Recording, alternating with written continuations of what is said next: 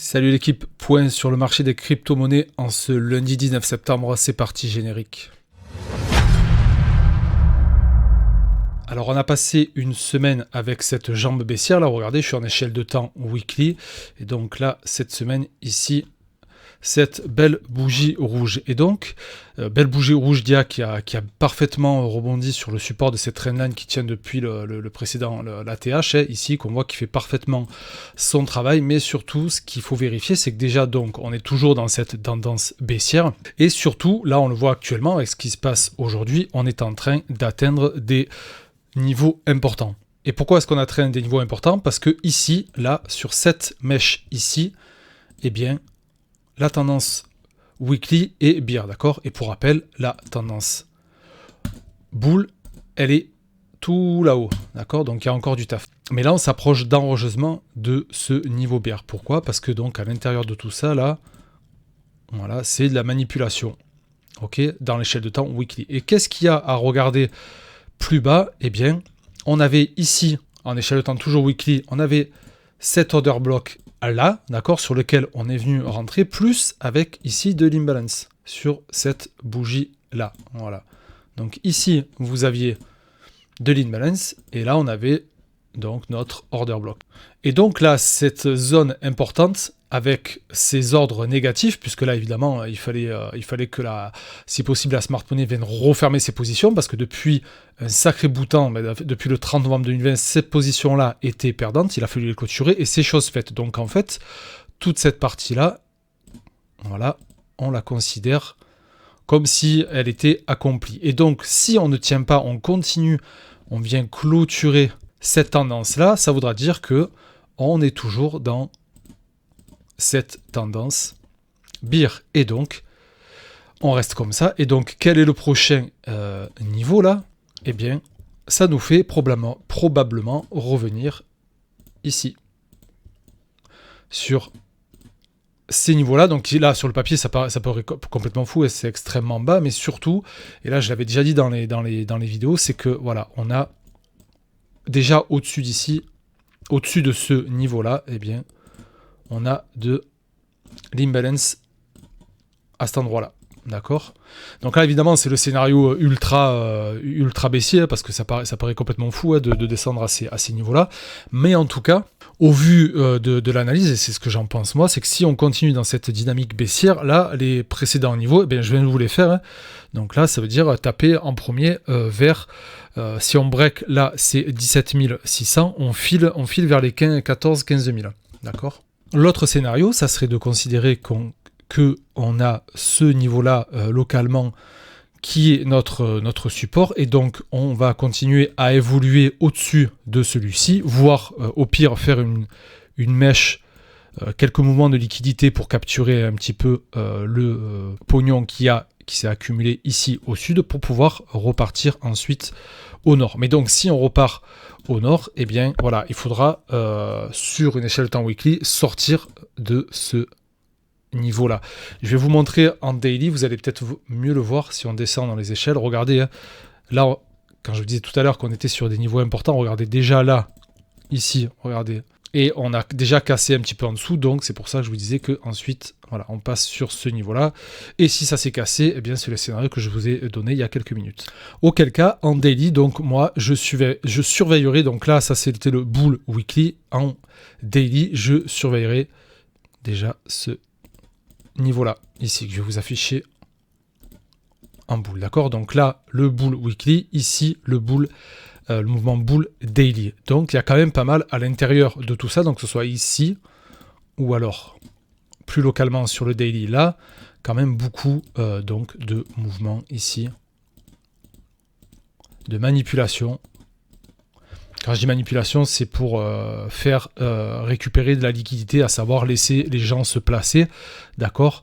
Laisser placer leurs ordres pour pouvoir ensuite faire un mouvement de liquidité au nord et au sud pour pouvoir récupérer assez donc de liquidité pour pouvoir faire un mouvement impulsif, d'accord? Que la smart money joue son prochain mouvement. Donc en daily, on surveille ce niveau-là. Du côté des indicateurs, et là pour le moment c'est pas encore ça, parce qu'on a eu donc, comme je disais la semaine dernière, là On avait cette divergence baissière là, on a eu ce petit momentum positif ici qui nous a permis cette petite poussée, mais là on est encore de nouveau dans un momentum qui est bearish. Et si on prend un petit peu de hauteur, qu'on repasse en weekly, eh bien vous allez voir que malheureusement cette belle divergence haussière, cette très grosse divergence haussière, donc si on compare toute cette descente-là, cette jambe impulsive baissière avec notre momentum qui là nous fait une divergence, puisqu'on peut voir qu'on fait des creux descendants, alors que là on fait des creux ascendants. Le problème c'est qu'en fait on n'a pas validé ici, il aurait fallu casser ce mouvement-là, ce qui n'est pas le cas. Donc là, notre divergence, eh bien, elle n'est pas confirmée. Donc ça, c'est problématique, évidemment, parce qu'en échelle de temps weekly, comme d'habitude, la higher time frame est plus forte que la lower time frame. Donc au niveau des momentum, malheureusement, c'est pas trop ça. Donc pour le moment, si c'est le deuxième scénario qui devrait se passer, pour l'instant, je mets pas trop de billes dessus parce qu'on n'a pas trop de force pour la réaliser. Après, évidemment, rien n'empêche qu'il y ait un petit mouvement. Voilà, on rebondit là sur notre support, d'accord, pour aller chercher cette zone ici afin d'imprimer encore de nouveaux plus bas, d'accord. Mais ça veut dire qu'on reste malgré tout toujours dans cette phase de range en daily et cette phase de range en weekly. Après, pour pouvoir jouer des mouvements à l'intérieur de ce range-là, bon, ben, vous pouvez aller, suivant votre stratégie, aller chercher le 1 heure, voire le 45 minutes. Mais là, encore une fois, pour cette jambe, si on pouvait espérer, donc potentiellement, un mouvement impulsif comme ça, là déjà notre momentum ne nous permet pas, enfin on ne peut pas s'appuyer sur un momentum de prix qui est valide, d'accord, et pour le moment encore on reste toujours bearish, donc même en 1 heure, d'accord, depuis qu'on a cassé ce plus bas là. Donc pour le moment vraiment pas de bonnes infos du côté des boules. Encore une fois, tout à fait on reste sur le scénario possible d'un mouvement impulsif court terme, d'accord, pour pouvoir chercher de la liquidité et continuer à imprimer donc de nouveaux plus bas. À savoir donc surveiller soit cette zone là ici, ou alors celle qui est au-dessus que je disais tout à l'heure, la zone ici, donc on vient récupérer là le dernier, cet order block là, avec ce dernier qui était le dernier mouvement impulsif de l'unité de temps supérieure, à savoir, on va voir ici le daily. Attendez, je repasse, hop, pour que vous voyez. Voilà, là, ce mouvement-là. Alors là, on ne le voit pas, il faut aller en... Voilà, ici, là. En 4 heures, on va le voir mieux. Voilà, cette petite jambe-là, je vais un peu vous l'ajuster ici, là. Voilà, cet order block qu'il y a ici. Voilà pour le troisième scénario, donc qui serait plutôt sur des time frames plus petites. D'accord, donc de rejouer le rebond sur ces supports-là pour aller chercher de la liquidité et continuer le mouvement, la tendance générale que j'ai expliqué il y a 5 minutes. Et après, évidemment, il est tout à fait possible qu'on évolue encore à l'intérieur de ce range-là, même dans une plus petite time frame. Voilà, déjà voir si on se met en 8 heures par exemple, voilà, vous avez ici là à chaque fois le précédent sommet. Et comme ça, là, vous pouvez, suivant votre stratégie, regarder dans les différentes time frames un peu les différents niveaux qui sont défendus. Mais là, en tout cas, vu qu'on fait des vidéos, je vous fais des vidéos à la semaine, on va pas faire du scalping.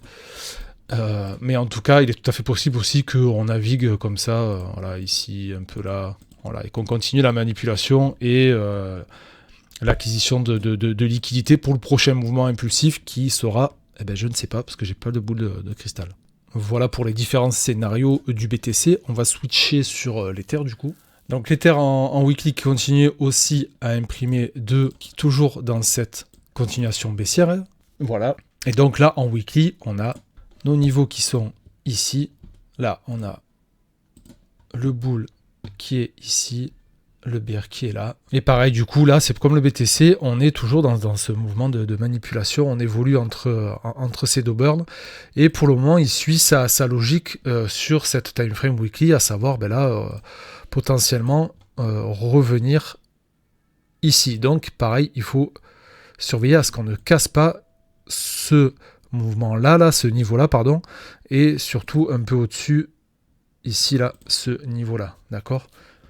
On va descendre en time frame, vous allez voir, regardez, c'est un support important. Si on file en dessous, eh bien, on aura si on casse ces 1064, on a en dessous le niveau des 880 et en dessous le niveau des 880, eh bien, on a encore des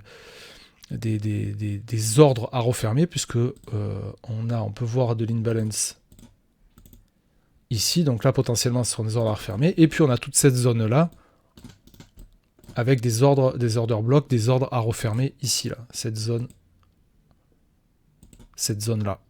Voilà, donc là pareil, à chaque fois je vous sors les scénarios, hein. On est sur des échelles de temps, voilà, 5 jours weekly, c'est vraiment les scénarios bearish au possible, à savoir si on casse tous les supports, d'accord.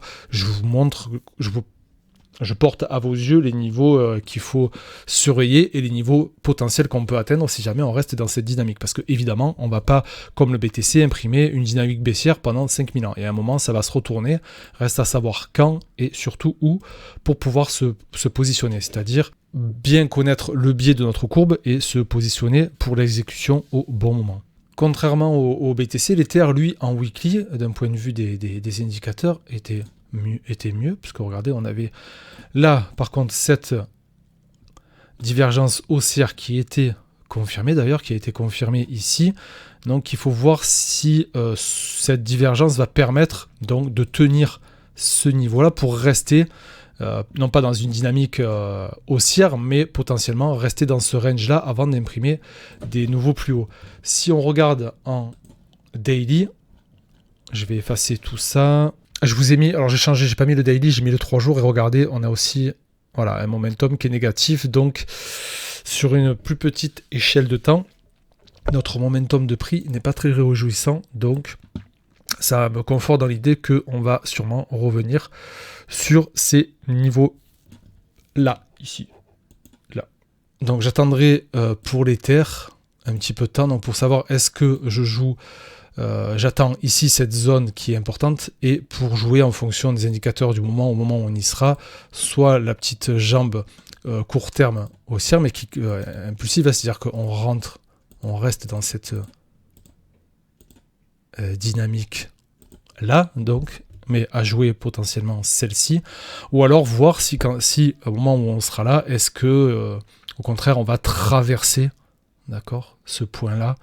Mais donc là, pour l'Ether, il faudra, j'attendrai moi qu'on descende un peu, parce que là, pour le moment, selon, évidemment, c'est mon avis, là, j'attendrai qu'on descende un petit peu, là, je ferai rien ici. Voilà, c'est tout pour cette vidéo. Je vous laisse rejoindre le Telegram si vous voulez, il y a le lien en description en bas. Et puis si vous voulez vous former pour être autonome sur les marchés financiers, et bien aussi, vous avez en lien dans la description le lien pour ma formation sur l'équipe. Bye.